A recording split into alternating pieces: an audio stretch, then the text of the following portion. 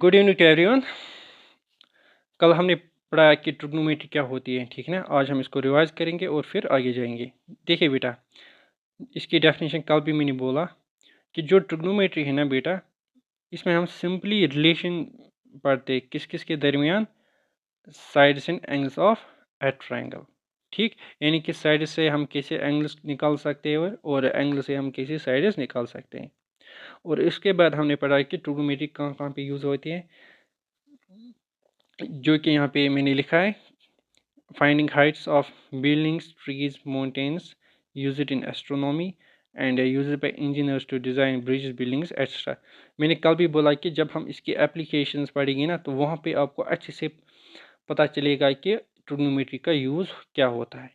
ठीक, तो फिलहाल यहाँ पे आप इतना ही ध्यान रखिए। ओके, ये भी मैंने बोला कि जो ट्रिग्नोमेट्री में हम कौन सी ट्रायंगल लेते हैं, कौन सी ट्रायंगल, राइट एंगल ट्रायंगल। अच्छा बेटा, जो राइट एंगल ट्रायंगल होती है इसमें आपको पता है एक एंगल 90 के बराबर होती है। ठीक, और जो 90 के अपोजिट जो साइड होता है ना, उसको हम कहते हैं हाइपोटेन्यूज, जो कि मैंने कल भी बोला। जो हाइपोटेन्यूज होता है ना बेटा, ये लॉन्गेस्ट साइड होता है इसका, और ये होती है बेस, और ये होता है परपेंडिकुलर। ओके, इसके बाद हमने पढ़े ट्रिग्नोमेट्रिक रेशियोज, जो कि 6 हैं, बेटा। यहाँ पे आप देख सकते हो। First one is sine of theta, जो कि किसके बराबर होता है, जो बराबर होता है परपेंडिकुलर बाय हाइपोटेन्यूज। उसके बाद हमने पढ़ा कॉस थीटा, जो कि बराबर होता है बेस बाय हाइपोटेन्यूज। उसके बाद हमने पढ़ा टेन ऑफ थीटा, जो कि बराबर होता है परपेंडिकुलर बाय बेस। उसके बाद हमने पढ़ा cosec of theta, cosec theta किसके बराबर होता है, हाइपोटेन्यूज बाय परपेंडिकुलर। एक्चुअली ये इसका उल्टा होता है, ठीक है ना। सेम जो सेक ऑफ थीटा होता है ना, ये भी किसका उल्टा होता है, ये कॉस का उल्टा होता है। उसके बाद जो कॉट ऑफ थीटा होता है ना बेटा, ये टेन थीटा का उल्टा होता है। सो रिमेंबर दिस बेटा, ये बहुत इंपॉर्टेंट है। अगर आपको ट्रिग्नोमेट्री समझनी है ना, तो ये 6 रेशियोज आपके दिमाग में होने ही चाहिए। ठीक, अच्छा, जो ये थीटा है ना, इसको हम कहते हैं रेफरेंस एंगल, यानी कि इसी एंगल के अकॉर्डिंग हम ये रेशियोज निकालते हैं।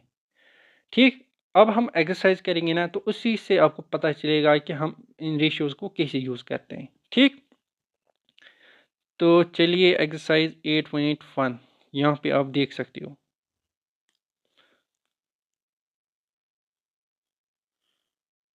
देखिए बेटा, क्वेश्चन क्या है। In triangle A B C right angle at B, A B किसके बराबर है 24 सेंटीमीटर, बी सी किसके बराबर है 7 सेंटीमीटर। डिटरमाइन, क्या निकालना है हमें, sine A cos A. Second part यहाँ पे देखिए आप, sine C cos C. Okay, तो यहाँ पे मैं पहले बनाऊंगा राइट एंगल ट्रायंगल। ओके, एक मिनट एक मिनट एक मिनट। ठीक, तो यहाँ पे मैं पहले बनाऊंगा right angle triangle. So this is right angle triangle. Okay,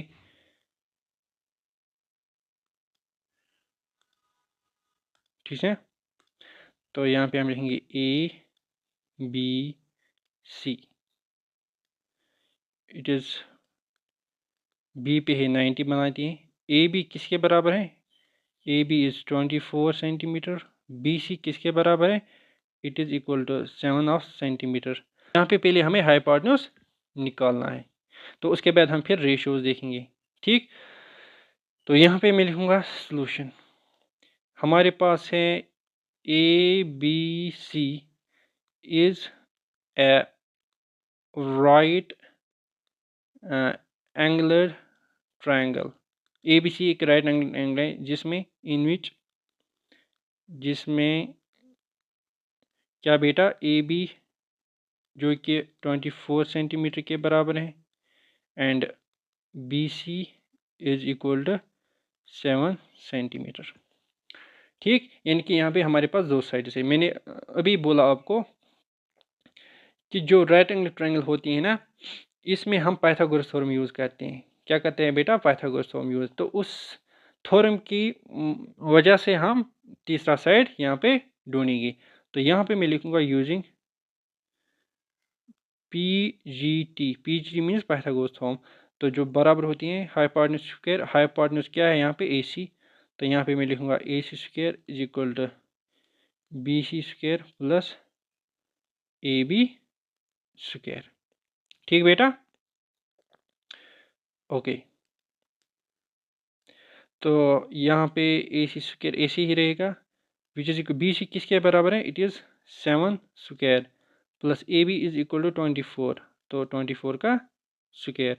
तो यहाँ से हमें मिलेगा ए C square is equal to, देखिए बेटा 7 square is 49 plus 24 square is 576। Okay ठीक। तो ए C square is equal to, इन दो को आप ऐड कीजिए, ये 625 के बराबर आएगा। ठीक, तो फिर हम लेंगे taking square root on both sides, taking square root on both sides. तो यहाँ से भी हम स्क्वायर रूट डालेंगे और यहाँ से भी हम स्क्वायर रूट डालेंगे। यहाँ पे हम सिर्फ पॉजिटिव वाला वैल्यू लेंगे, बिकॉज साइड ऑफ ट्रायंगल होता है ना, वो क्या होता है पॉजिटिव, तो दैट्स वाई हम यहाँ पे नेगेटिव नहीं लेते हैं। वैसे आपको पता होगा जब हम स्क्वायर रूट डालते हैं ना, तो यहाँ से प्लस माइनस आ जाता है, क्या आ जाता है, प्लस माइनस। ठीक, तो यहाँ पे हम सिर्फ पॉजिटिव वैल्यू लेंगे, क्यों, बिकॉज जो साइड ऑफ ट्रायंगल होता है ना, वो हमेशा पॉजिटिव ही होता है। ठीक, यहाँ से स्क्वायर रूट कैंसिल हो जाएगा, तो यहाँ से हमें मिलेगा, आपको पता होगा जो 625 है ना, ये किसका परफेक्ट स्क्वायर है, इट इज़ 25, तो यहाँ से हमें मिलेगा 25 सेंटीमीटर। सो यहाँ से हमें मिल गया हाइपोटेन्यूज, क्या मिल गया, hypotenuse which is equal to 25। तो यहाँ पे हम लिखेंगे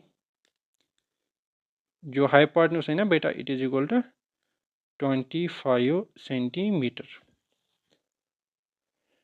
ओके, अब हम रेशियोज निकालेंगे, कौन कौन से रेशियोज हमें निकालने हैं, तो यहाँ पे आप देख सकते हो। तो यहाँ पे मैं लिखूंगा here sine of A is equal, ठीक है ना। यहाँ पे आप देख सकते हो, यहाँ पे इसने जो रेफरेंस एंगल ली ना, वो है ए, यानी कि दिस एंगल। तो इस एंगल के हिसाब से ये साइड यानी कि ए बी होगा ना, ये बनेगा बेस, ये क्या बनेगा, बेस। और इसके अपोजिट जो ये साइड है, ये बनेगा परपेंडिकुलर। ठीक, और ये आपको पता है इट इज़ हाइपोटेन्यूज। ठीक, तो साइन किसके बराबर होता है, अभी मैंने बोला साइन होता है बराबर perpendicular by hypotenuse. So which is equal, perpendicular कौन सा है, इट इज़ 7, तो हाइपोटेन्यूज क्या है बेटा, इट इज़ 25। सो साइन ए 7/25 के बराबर। ओके, और दूसरा क्या था, दूसरा था एक मिनट, दूसरा था बेटा cos of A, cos of A. तो यहाँ पे आप देखिए, इसी एंगल पे अब हमें कॉस ए का वैल्यू निकालना है। तो यहाँ पे मैं लिखूँगा cos of A is equal to, base यही रहेगी बिकॉज अभी रेफरेंस एंगल ए ही है। तो हमें पता है कॉस किसके बराबर होता है, वो होता है बराबर बेस बाय हाइपोटेन्यूज। बेस कौन सी है यहाँ पे, इट इज़ 24, और हाइपोटेन्यूज क्या है बेटा, इट इज़ 25, इट इज़ 25। सो जो कॉस ए का वैल्यू हमें मिल गया, किसके बराबर आ गया, इट इज़ 24/25, 24/25। ओके ठीक, अब हमें साइन सी और कॉस सी निकालना है, क्या निकालना है बेटा, अब हमें साइन सी और कॉस सी निकालना है। यानी कि अब जो बेस एंगल बनेगी या रेफरेंस एंगल बनेगी, वो ये एंगल बनेगी। ठीक, तो इसको मैं इरेज करूंगा, आप यहाँ पे आप देख सकते हो।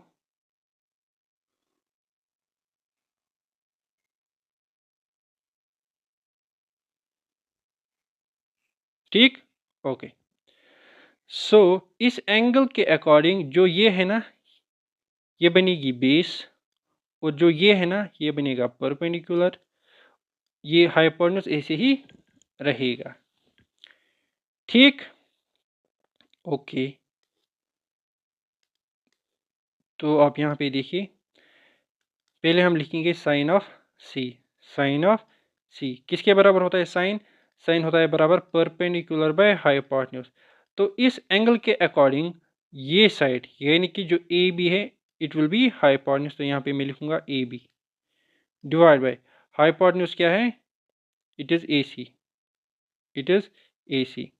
तो ए बी का वैल्यू किसके बराबर है? A B is 24 and A C is 25। So ये हमें साइन सी का वैल्यू आ गया। अब हमें कॉस सी का वैल्यू निकालना है। कॉस होता है बेस बाय हाइपोटेन्यूज। बेस यहाँ पे आप देख सकते हो, इस एंगल के अकॉर्डिंग बेस यही है यानी कि बी सी, जो कि 7 के बराबर है। तो यहाँ पे मैं डायरेक्ट लिखूंगा 7 और हाइपोटेन्यूज क्या है? It is 25। तो ये ऐसे ही रहेगा। तो अब हमारे पास सारे रेशियोज आ गए। ठीक, कौन कौन सा हमें निकालना था? पहले हमें निकालना था sine sine of A and cos of A. ठीक, उसके बाद हमें निकालना था sine C cos C. So I hope आपको ये क्वेश्चन अब समझ में आया होगा कि कैसे हम पहले अगर हमारे पास दो साइड्स गिवन होते हैं तो इससे हम कैसे तीसरा साइड निकालते हैं थ्रू पीजीटी। तो उसके बाद हम कोई भी रेशियो निकाल सकते हैं। ठीक है ना बेटा? तो आज का लेक्चर हम यहीं पे फिनिश करेंगे। तो कल से हम क्वेश्चन नंबर 2 स्टार्ट करेंगे।